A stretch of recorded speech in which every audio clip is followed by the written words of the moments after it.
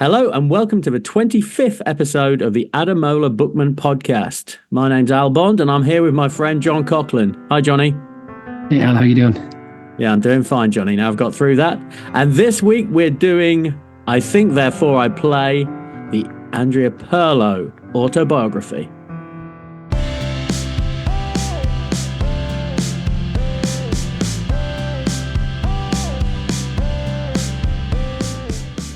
Penso quindi gioco. That's his real name. No, that's what you say. I think therefore I play. And it's co-authored with Alessandro Alciato. God, I hope I don't have to say many more Italian names in this episode. No, I don't think they're going to come up. You'll be all right. So then, well, of any, I guess, podcast that we've done, this is the hipster choice, isn't it, Johnny? Yeah, I mean, Cruyff, we've had Cruyff. I mean, Maradona's always going to be hip. But the hippest of the hips is definitely Pirlo.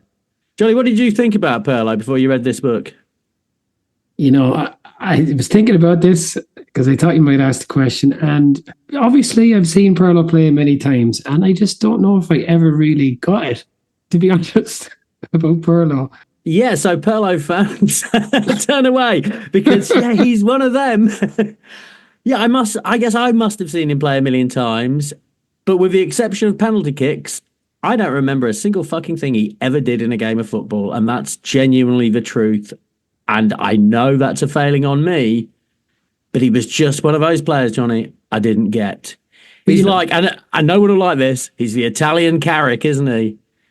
Well, I guess he is. Maybe you know, he scored so many free kicks. He was doing a lot of kind of, what's the name of that skill that Zidane is most associated with? That kind of double back drag, you know.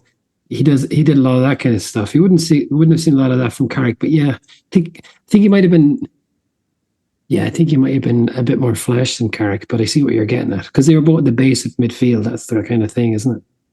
Yeah, and I do mean that. Of course, he was a superior player to Carrick, but it was that position where you're pulling strings at the base of midfield, right? Retaining possession. Xabi Alonso, but kind of a bit more in product, well, like kind of flasher Xabi Alonso, maybe. Yeah, that's another good one. But yeah, maybe to someone such as myself who's not necessarily played the game particularly, more of an enthusiast than a student. Yeah, I never saw what he was doing. He was always one of them. I was like, overrated. Pirlo's overrated. I've never seen him do it. Like, show me some goals. Show me goals. So he was one of them. He's always been someone that I've held a fairly controversial viewpoint about, i.e., it's not all that, is he? He says in the book that the Ballon d'Or or whatever, it always goes to forwards, people who score goals. But I think the type of player that he is, people are kind of most romantic about, right? As a United fan, throughout those Ferguson years, it was always Scholes for me. And I'm sure there are many Italians who probably seen United and think, I'm not really sure about that Paul Scholes, you know? Yeah, that's absolutely right. It is. It's for pulling figures, and it's the students of the game and say, oh, you watch him, look what he does. He's a metronome. He's spreading the play around.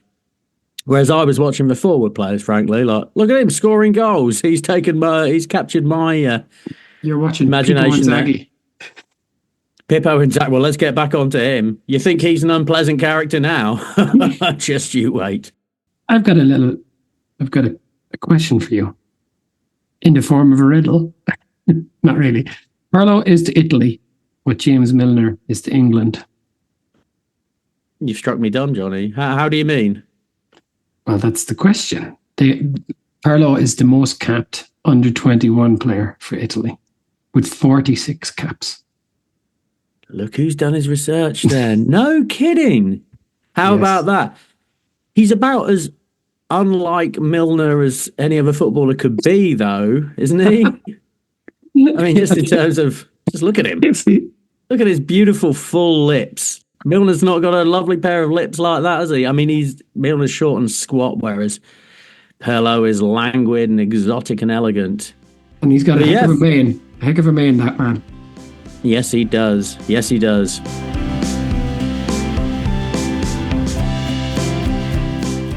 Okay, shall we talk about I think therefore I play? Yeah, so the very title itself is suggesting that this is going to be a book with some profundity, which I didn't necessarily find. Just indeed in the preface, like the ghostwriter, Pirlo brings people together because he is football. Yuck. No. Well, there is a nice thing that they say about Pirlo. I saw somewhere that Pirlo belongs to everyone, which I thought was really nice. But that's like something that someone coined a long time ago. But yeah, this. Oh, yeah. Who was the first one that belonged to everyone? I bet Garrincha belonged to everyone. Pele belonged to everyone. Georgie Best belonged to everyone. I saw another quote somewhere. Let me just find it, because I have it right here. Just in the sense that he played for about 15 clubs in Italy, he did play for everyone.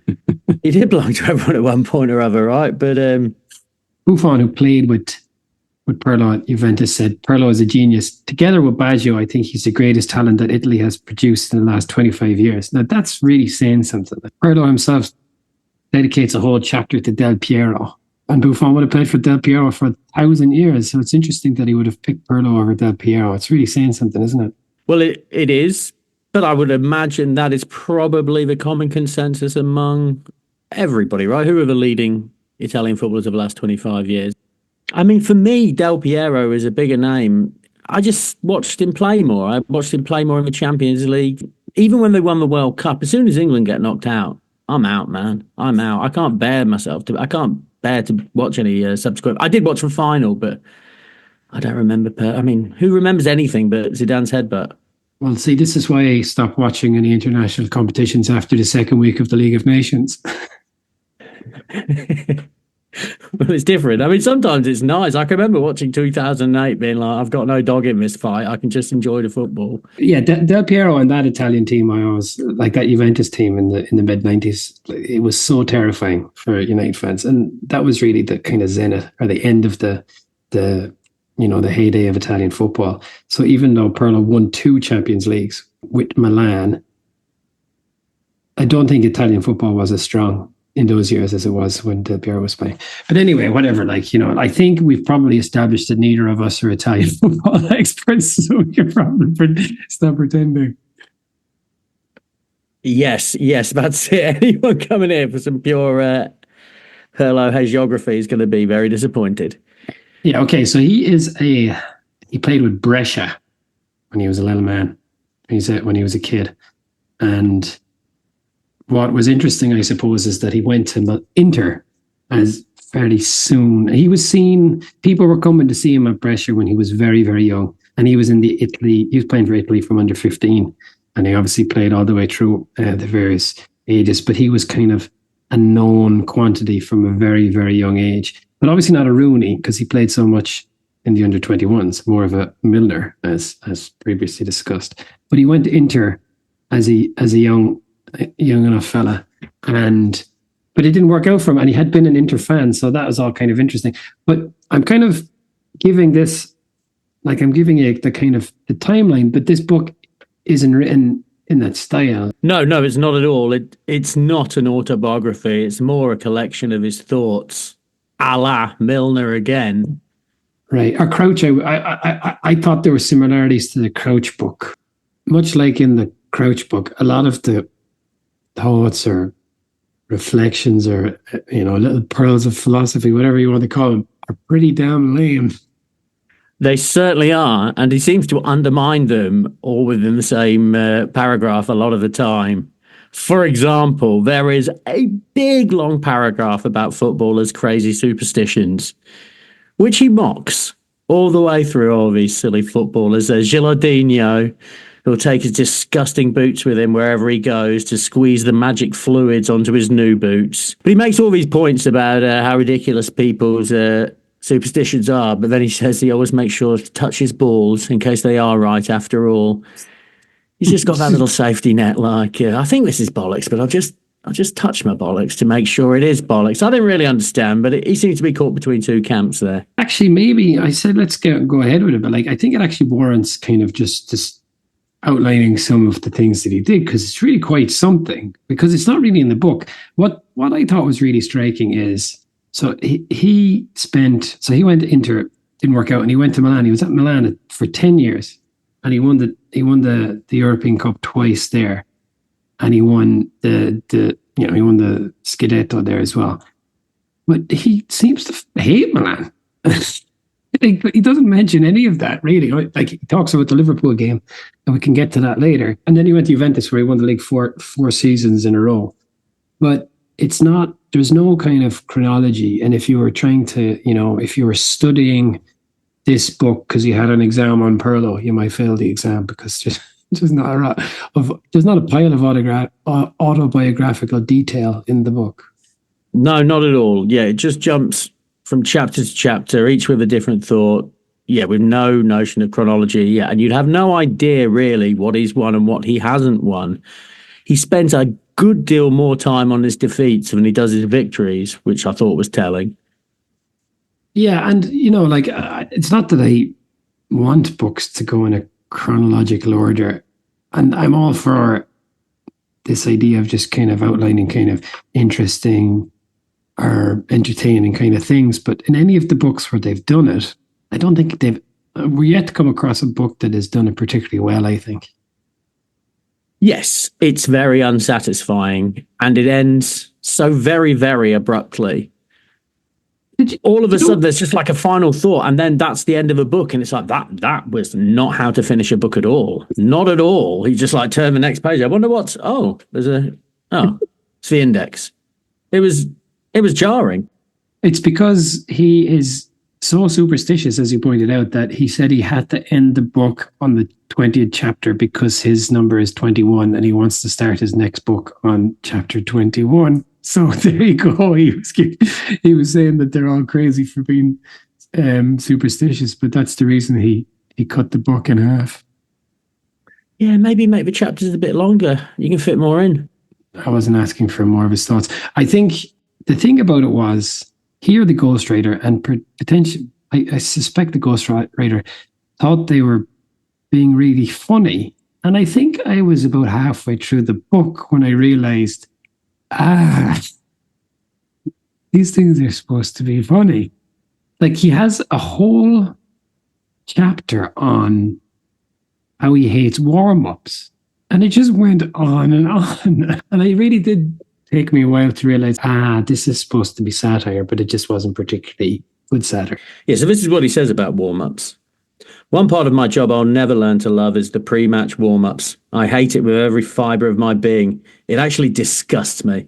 It's nothing but masturbation for conditioning coaches, their way of enjoying themselves at the player's expense. I've no doubt it helps you avoid injury. It's just, look at those fuckers masturbating. Although I do feel nice and loose. Yeah, very, very, very strange. And it's obviously written for the Italian market, isn't it? And I think there must be some phrasings and like idioms which are just going over our head because they sound mad. Yeah, right. Yeah. Some of it was just came across as very odd. And I just maybe that sense of humor doesn't translate or something, because some of it felt so kind of flat. But maybe it's funny in the original Italian. Well, this is a dearly beloved book, isn't it, I believe? I mean, this is one, you were talking about books that stand the test of time. If you click on footballers' autobiographies on Amazon, this is invariably one of the first which pops up. And I have to admit, I find it a little bit hard to understand why, other than the fact that Pirlo is so deeply admired and loved by I think a certain sort of football fan. I think that accounts for a lot of it, though. The Zlatan book, which is a better book than this. The Zlatan book will be around for 1,000 years because Zlatan is such a big kind of character himself. But I think Pirlo did himself a bit of a disservice here, because he has that image that you said, where he's just this cool, stone cold, like, motherfucker, and everyone's like, this guy is like the hipster's choice, as you say. And he just seems like a bit of a dope when you read the book. Yes, it absolutely undermines him as this sophisticate, doesn't it? He's very, very proud to point out before the World Cup final he was playing PlayStation all day. And there's nothing wrong in that. I'm a gamer me. But if I was him, I'd just let people believe he was wandering around drinking, like sampling wine and stuff, which is what I think people imagine Pirlo does do in his spare time, perhaps read poetry whilst sampling fine wine and noodling on a guitar. Yeah, exactly. Wandering around in some kind of meadow, just looking up at the sky or something, Yeah, thinking smart thoughts. Exactly. But no, he's just like everyone else. He's just a dumb footballer playing games. He's in the hotel with Nesta, both of them being Barcelona and playing against each other in FIFA. Well, to me, Johnny, it's very relatable. But whether we needed to hear about it in his book, I mean, he really is admiring of his PlayStation. He even brings Pep Guardiola into a PlayStation analogy, which is quite frankly nuts. Pep Guardiola is a hidden part of a PlayStation, which most people don't know about, but you can access it if you're clever. It's like, bloody hell. And there is PlayStations don't work like that. Maybe this is what you said, the kind of, maybe it works in Italian, but him and Nesta had a plot to kidnap Guardiola and cut him in half. Mm-hmm. What end? I never really quite understood. And he didn't have to do that in the end because he got to meet Guardiola. And another thing that I noticed about this book was, for all of his incredible achievements as a footballer, and you read about him. I was just reading a thing on the BBC about him there, and it's just like, the kind of lyrical kind of descriptions of footballers that you really only get with this particular type of player. I think that he kind of defied stats, and he was just kind of stretching the limits of the writer's languages to say how fucking wonderful this guy was. He achieved all these things, winning Champions League, winning the World Cup, but the biggest achievement in his life, according to this book, was being courted by Guardiola. And he talks a lot about, he was courted by Real Madrid, he was courted by Barcelona when Guardiola was there, and he was courted by Chelsea. He talks about all of those things more than he talks about his 10 years at AC Milan. I found that astonishing. But I think this book was written when he was a Juventus player. And you can't speak kindly of your time at Milan when you're a Juventus player? That would be my explanation, Johnny. But he doesn't want to go on about it. He belongs to everyone. Huh? But he particularly belongs to Andrea Agnelli from the Agnelli family, who gets his own chapter all by himself. I mean, he does seem absolutely in love with Juventus. Right? I mean, he talks about it's just this dynasty of quality that he talks about in a way that he never talks about with AC Milan. Or indeed Inter, his childhood love, who now he's completely dismissed and dislikes. Yeah, and he also says, there's no way in the world I would go down to Serie B for any team, which I kind of appreciated. It was kind of nice. It's like, again, the kind of thing that you were saying where he undermines himself. He says, Buffon is such a legend. He went down to Serie B. And then another part of the book, he's like, there's no way in the fucking world I would go down to Serie B for any team. Well, he is an individualist. He talks about desperately wanting to win the Ballon d'Or, and he's pretty bitter that he never got anywhere close. The closest he got was when he came seventh with 2.66% of the vote, which I think basically was his Italy manager and Buffon. But he's really head up about that, and he talks about it, and he says if footballers don't care about individual awards, they don't really care about playing for the team, which is a very new viewpoint. Well, we all know that's what footballers think. It's just they very rarely say that. The way he said it, I thought was fair enough. It's kind of like some kind of counter logic or whatever he said. By thinking of himself first, he's thinking of the team. I liked that. You can make that work, can't you? I mean, if you're looking after yourself, playing as best as you can, then you are going to be playing better for the team. So, fun fact about the Agnelli family. I don't know if you're an Italian speaker, Al, but do you know what Agnelli means? Lambs. It's funny, isn't it? Little lambs. Andrea Lambs. Which is kind of not quite as sexy, is it? I think this is what I want to talk about more than anything else in the book, is his chapter of love to Andrea Agnelli, who at the time was the owner of Juventus. And he must have been very young because he's only 48 now. So this was written, 12, 13 years ago. So he'd be in his mid-30s. My goodness me. Pirlo is deeply, deeply in love with this man who pays his checks. Oh, how he loves him. There is one point where he talks about Agnelli giving a halftime team talk akin to Al Pacino in Any Given Sunday. It was amazing. It was absolutely fucking astounding. I couldn't believe this. Like, it's so lame. Anyway, 2015, but go ahead. This sickened me to my core. Absolutely sickened me. So what he uses as inspiration is some fucking golfing Ryder Cup 2012 where Europe came back 4 points behind. Who cares? It's golf. Miracle in Medina in Chicago, yeah.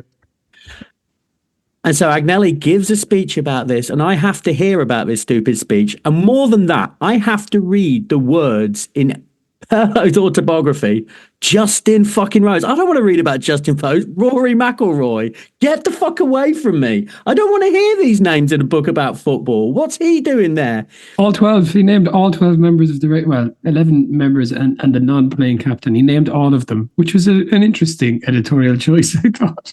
It was a sickening. I don't want to have to read about golfers when I'm reading about, certainly not British golfers. Oh, it was awful. It was like reading a book about El Fenomeno and he's going on about Will Carling or Lawrence Dallaglio from like the English. I don't want to hear about it.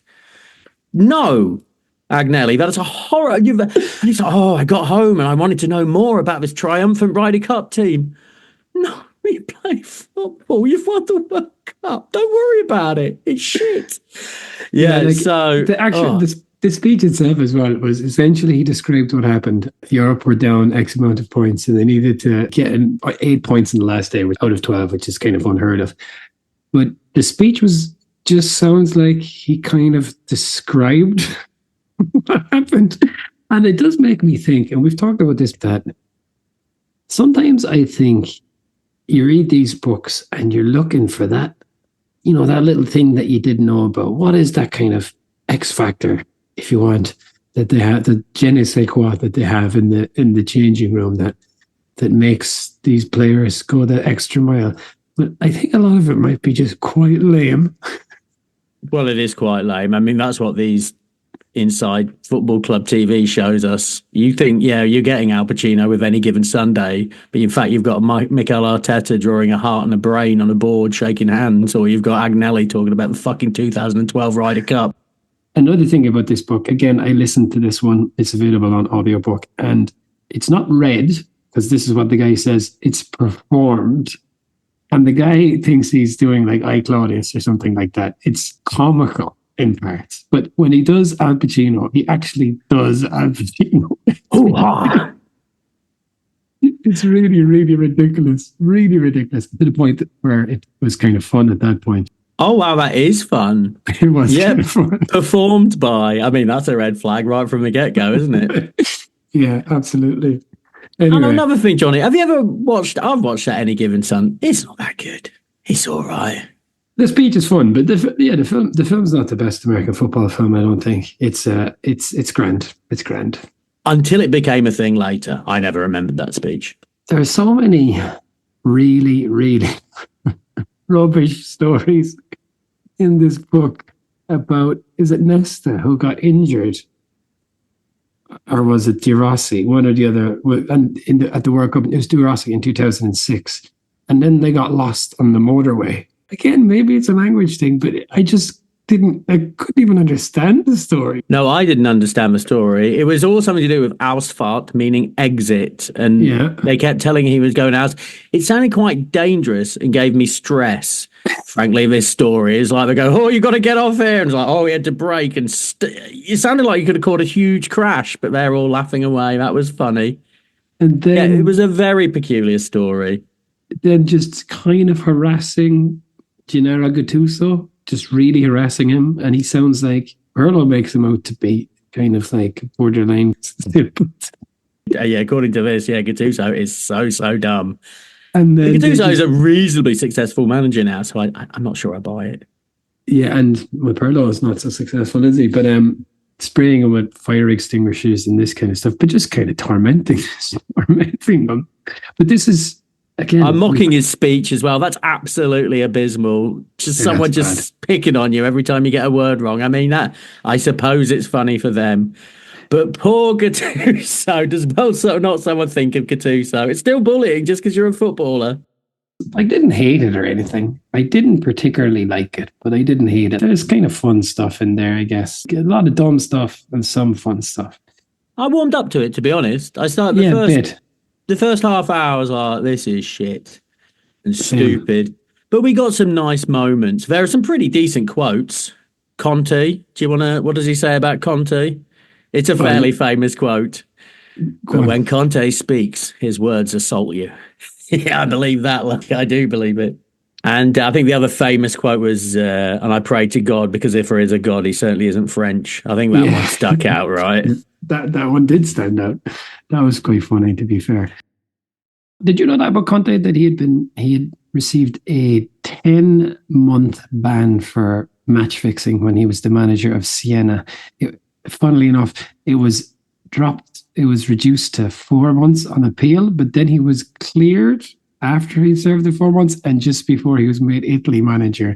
And I just remember in the Sven book, Sven saying that there was all manner of shady shit going on. So I'm not sure I necessarily trust whatever process cleared Conte of that particular finding, you know. And I got to tell you, Pirlo doesn't seem particularly bothered about it. Oh, you've got to do these things. I tell you who he doesn't love, Johnny. Man markers. Doesn't like people man marking him. No. This is another whole chapter. A whole chapter where he's basically humiliating anyone who's had the audacity to ever man mark him. And his number one target is a lad who plays for, drumroll, Malta. Malta. Well, your man, his name is Shembri. He must be over the moon. He's kind of like one of the main protagonists in Pirlo's book. This poor lad. It's just saying, the whole chapter is devoted to saying how this guy, Andre Shembri, is in love with him. He won't take his eyes off him, won't stay more than a foot away. He speaks to him, why don't you go away? Because the manager told me to stay. He just can't get it through his head that a manager might tell another player to man mark him. It's astonishing. And then, of course, Ji-sung Park got it in the neck as well. Ji-sung Park, under instructions from Purple Nose Alex Ferguson. That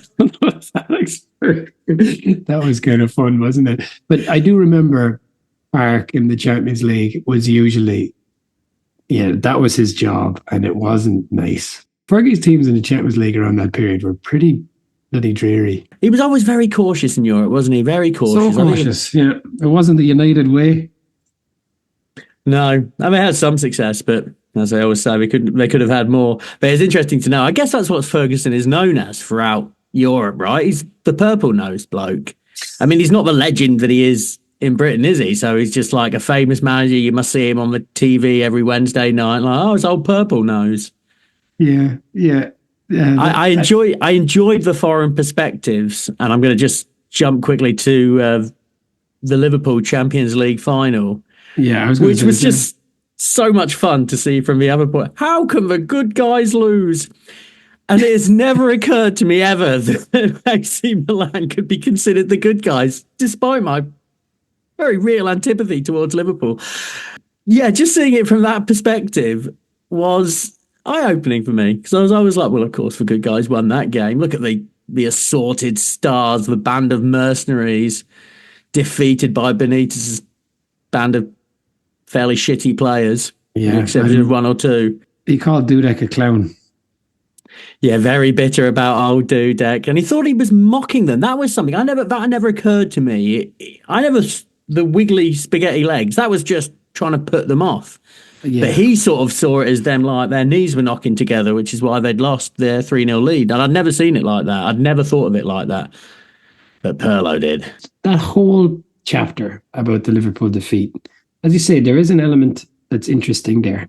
But it's mostly just him trying to outline in the most extreme terms just how disgusted he was and just trying to outdo himself one sentence after the next. And that got pretty old pretty quickly, I thought. Yeah, it does. And it bleeds in almost to the next. Well, it does bleed into the next chapter where he's still talking about how disgusted he was.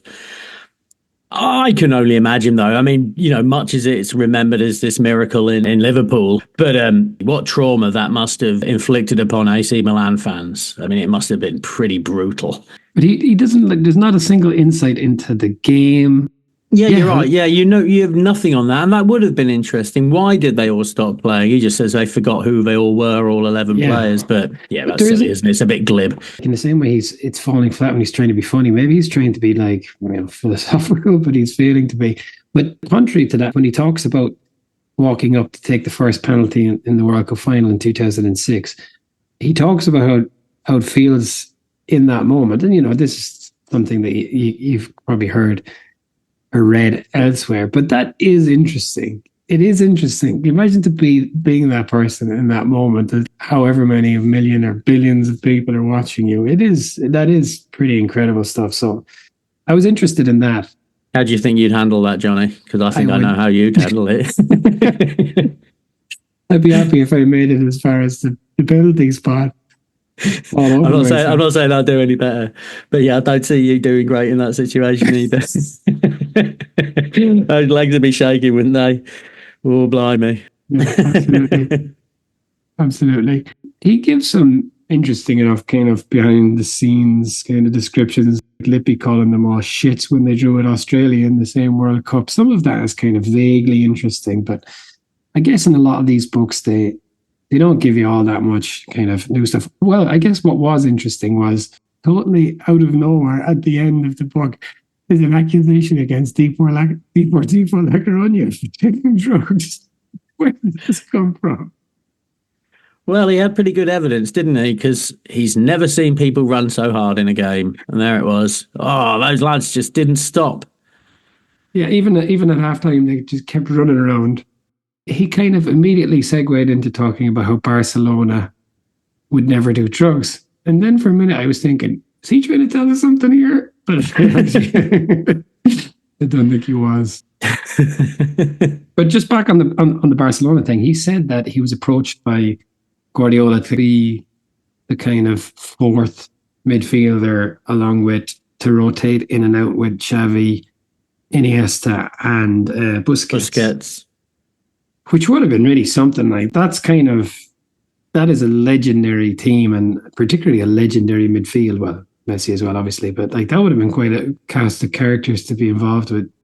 I'm glad it didn't happen, frankly. God, we hear enough about that Barcelona team, don't we? There's another player, Xavi. What did he? I don't really see it. I don't. Yeah, there's another one. Is he good? Anyway, okay, you mentioned earlier about Pipo Pupo. You want to tell us about Inzaghi? Yeah, very unappealing character at the very best of times. Or offside, to quote Purple Nose. If you're familiar with the film The Untouchables, he looks very much like the character who kills Sean Connery's character, Evil. He died squealing like a pig. Ugly, ugly, awful man, Pippo Inzaghi. I always hated him. And now I hate him even more because his pre-match ritual is to shit 4 times because he's eaten packets and packets of baby rusks. I mean, it's just so vile. I mean, how could you? Oh, would you like to come home with me tonight? Oh, successful Italian football. Yes, I would. Have you got anything to eat? Yes, rusks like a baby. It's just disgusting, man. It's just the idea of me knowing what Pippo Inzaghi is shitting out before a game is just appalling to me. And he says it smells, which absolutely undermines Pirlo's sophisticated image.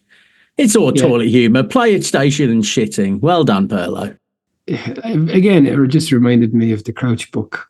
Because to be fair, the Crouch's book, and to be fair, the Pirlo's book, Milner wouldn't even give you that. He'd say something like, well, there is a player who has a particularly disgusting habit, but I couldn't say something about that here, They're spending a lot of time on the toilet also, if you catch my drift. Yeah, this is Crouchy's book, isn't it? But it's Crouchy's book, which is pretending to be profound, when in fact, it's nothing but. It's just a really good player who just gets that given to him anyway, doesn't he? You just picture, Pirlo, I bet he knows nice coffee. I bet he's got a lovely coffee machine in his house. I bet he has. I bet he knows about poetry. This is obviously something I'm projecting onto him. Like, I bet he loves poetry. Well, he does own a winery. Everyone in fucking Italy's got a winery, Johnny. Of course they do. Iniesta's a big wine man as well. He's gone into selling wine, hasn't he, Iniesta? Well, it's just a quick passport to sophistication, isn't it? Oh, I like wine. Woohoo.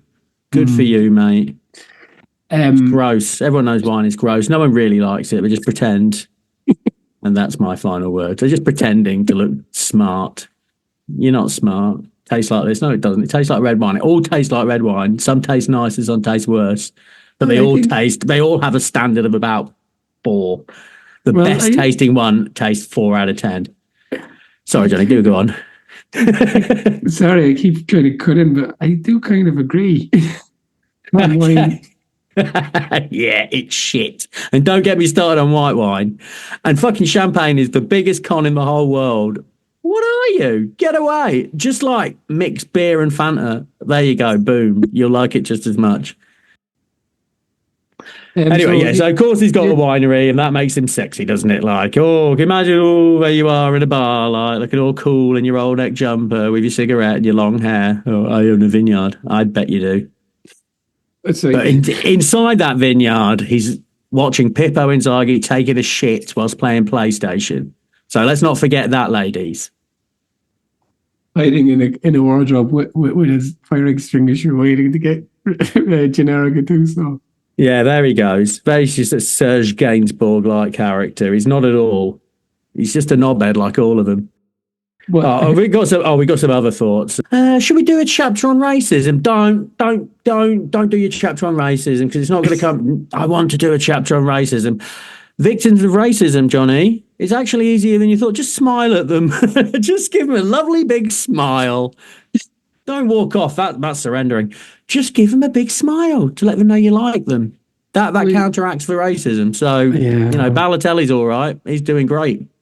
Yeah, well, I think he was trying. Like you said, he was sickened by racism and racists. So give him his due, He did, of course. It's just his prescription for solving it. Maybe is not one I would. Oh, he goes at great lengths to describe how it disgusts him. His solution. Again, I'm not knocking him for this. Just give him a big smile. He was trying to be decent, but was sickened to a point. He was sickened to a point. It's very much racism from 10 years ago. He wouldn't have written this now. 10 years later, he wouldn't write the same chapter. Yeah. I think you're probably right. Also, there's a chapter on fucking VAR. You got that wrong, didn't you? There's like, in the future, there'll just be a little man standing by the side of a screen and all controversies will be over in 5 seconds. Yeah, Nostradamus there, Pirlo. Wrong. What I thought was interesting enough was, so I was watching some of his highlights and he has scored an awful lot of free kicks. He says in the book that it's his ambition to become the highest scoring free kick taker in Serie A. Do you know whether he achieved it all? I'm going to guess no. Incorrect. He is joint highest scorer of free kicks in Serie A with Mihailovic with the beautiful left foot. Oh, there you go. 28 free kicks each in Serie A. Well, good for him. There you go. The pretender to the crown in England is sitting on the bench at Forest at the moment. Ward-Prowse is ready to step up and claim the English record soon. See you later, Bex. Oh, really? Is he yeah. He's two away from Beckham. Go on. And how old is Ward-Prowse? 28. Unfortunately, he's really rubbish and he's actually terrible at football. He's really good at free kicks, but like the actual football part, I'll tell you what, he's one of those base midfielders who stands around and I'm thinking, is he doing nothing? No, he's doing nothing. If you could just bring him on and off for free kicks, that'd be fine. That would be great. Like hockey, you do that in hockey, right? Other sports, Johnny, why do they bother? On that note, and I don't think we've ever talked about this, but I want to talk about it now. I remember your brother saying, and this was years ago, you told me this, your brother was watching someone doing like some shit up BMXing, going like, look at that lad. If he just concentrated on playing football, imagine how good he'd be with all that coordination. I feel that way too. Just, good at skateboarding. You try kicking a ball. That would be cool, wouldn't it? Look how good that would be. And everyone would respect you rather than think you were just an overgrown idiot. Adult skateboarders catching some flack there from me. Well, What's the name of the German coach? Nagelsmann. That's it. posting around on his massive surfboard on wheels. Yeah, it's a bad look for football, isn't it? Don't do Very, that. very That's two worlds that don't collide. Skate kids and football kids are not the same things. They should stay separate. Nagelsmann, don't combine the beams. Where does it end? The free kicks. What was interesting, I thought, was so he closely studied Juninho Pernambucano's style. He said and this was when he was already an established professional, that he just watched so many videos and it took him ages and he just practiced for hours and hours until he figured out. And he was actually on the toilet when he had his eureka moment. What Juninho was doing, he was just hitting with 3 of his toes. And that's the magic. So if you want to try it out, guys, that's how you do it. Yeah, that's it. He said he studied this for hours. Do you think he could have just rang up Juninho? Just given him a bell. Like, how'd you do it? I'm sure he would have took his call. Oh, it's not fucking Pirlo on the line, is it? Oh, God. Yeah, he says, how'd you do it? 3 toes. You'd tell him, wouldn't you? You'd share your secret. Isn't that the thing from Zlatan's book as well, that he used to watch videos back when it was VHS for hours and just practice? So maybe it's kind of something that he'd been doing all of his life. And maybe that's why he's good at free kicks and you're maybe not so good at free kicks. Huh? Who'd have thought, practice. No, I genuinely think there wasn't YouTube when I was a kid. If I could have seen people doing that thing where you're doing keepy-uppies and then spinning your foot around the ball and then doing another keepy-uppy, I would have practiced it. I just didn't even know that was possible. All I knew was you could kick a ball against the wall and boot it in your dad's garage. Yeah, it's funny when you see new skills, isn't it? There's a thing that keeps popping up on Instagram at the moment, which is a skill I hadn't seen before, where one fella stands 30 or 40 yards away from you. He kicks it at you and it lands at your feet and you catch it between kind of your 2 ankles as it lands and you flip it up around the back of your head all in one motion. Yep. They'll come in useful in the game. I always think these people performing fucking seals. What are you doing? It's no use. You've been to Amsterdam, right, Johnny? You've seen that guy, captain whatever his name. Yeah, all well and good. But you can't play football, can you, son? Not like me. Well, I can't play. But if I could play, I wouldn't waste my time doing silly tricks and flicks.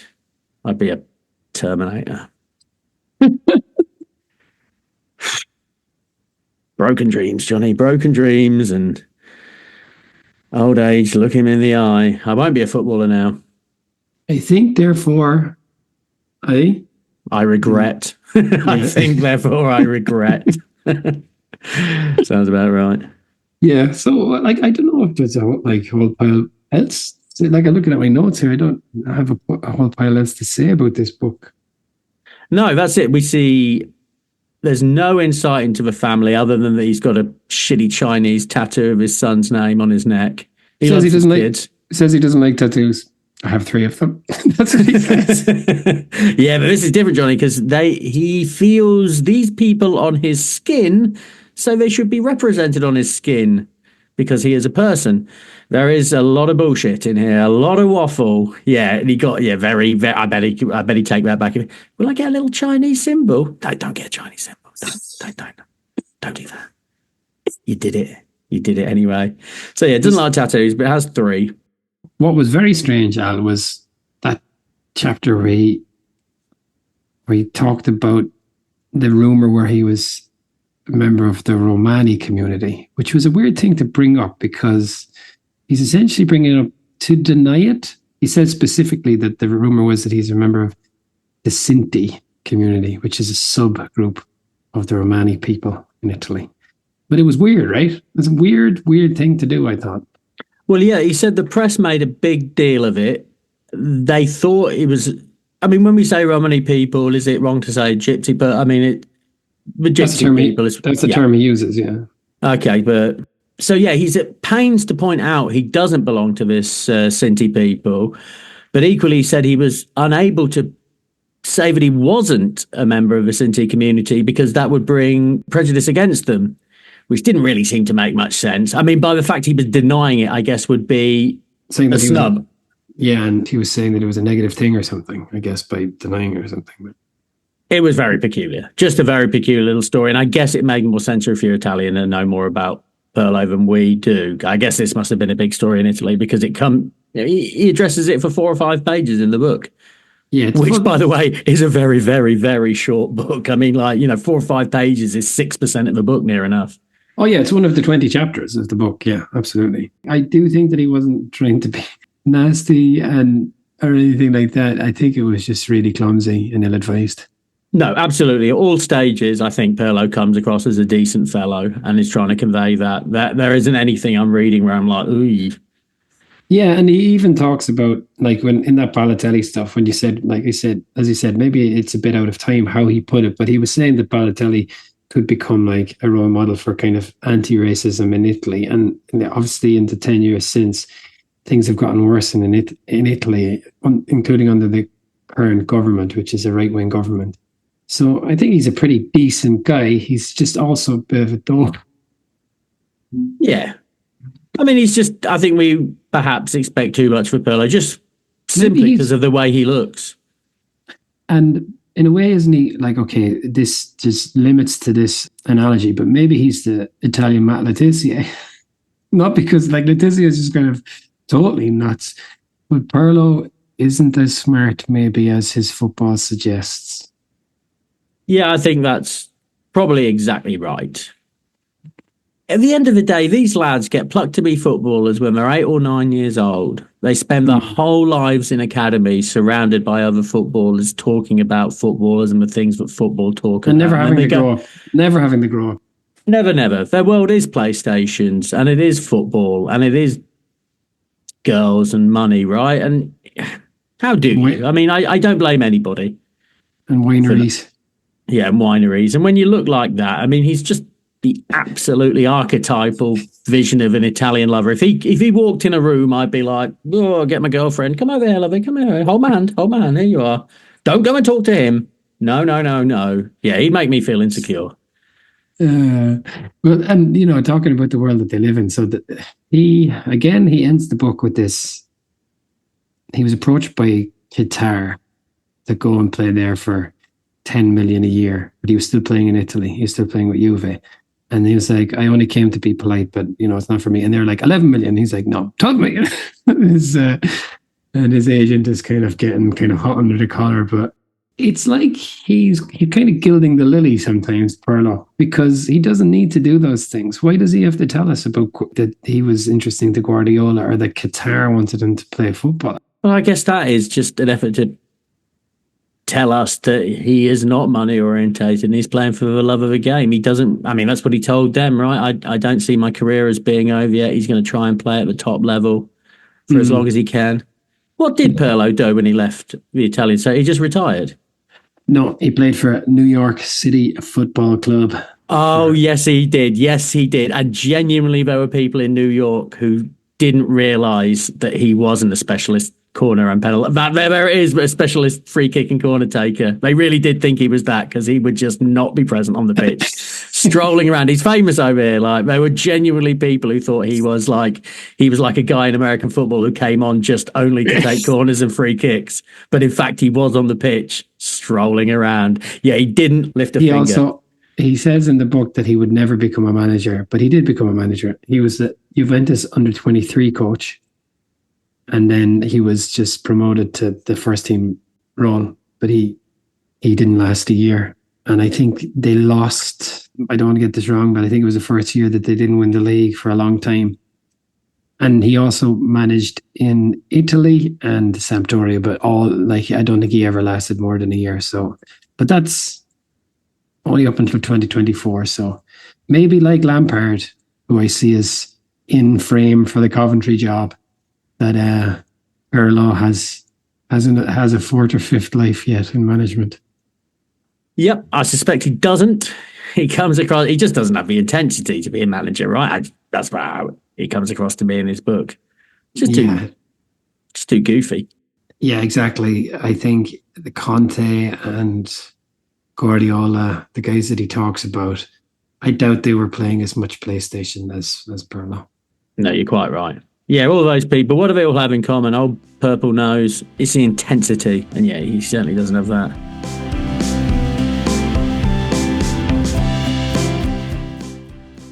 This book, I didn't hate it, but it's bad. It's a bad book. And like I said, the performance of the audiobook, well, at some point it did start to become funny, but it was just because it was so bad. But I would say maybe give it, 2.5 max, 2. I'll give this 2. 2 out of 10. No, 2 out of 5. 2 out of 5. Okay, that's fair. Yeah, I'd put that at a 5. I didn't like it to start off with. I liked it a bit more in the middle. I didn't like it at the end. But gosh darn, Johnny, of all the books with a short, I think this is the shortest. This was 2.5 hours reading. I say this every week, but you could read this in the time it takes you to watch a movie. You can. Anyone could. So what are we saying? 2 purple noses. Yeah, 40%. It's not great. Yeah, if you found yourself in an airport and there was literally nothing else to read on the plane, fine. But I can't think of another situation where I would advise anyone to buy this book. I worry this more than any other book we're going to be out of step with our listeners. Because Pirlo really is the hipster's choice. And I'm lots of things, but I'm not a hipster football guy. I'm not. Despite my 1996 Italy Euro 96 shirt that I'm wearing right now, I don't consider myself a football hipster either. No, I don't. I can remember there being an occasion when we were in Africa and I think the kids were off watching some sexy game and I was there like, it's Norwich Southampton, I've got fantasy assets. What book are we doing next? Well, I mean, would it be fair to say the original football hipster? Yeah, Ferenc Puskas. Yeah. And here's what I know about Ferenc Puskas, Johnny. He was in the old days. So I've got lots to learn. Yeah, okay, well, that's great. Thank you very much, Al. Thank you very much, Johnny. We are on Instagram. We also have an email address I failed to mention. Should anyone ever want to send a message, ademolabookmen@gmail.com. And thanks as always to Dara for the music. Thanks very much, folks, and we'll see you next time.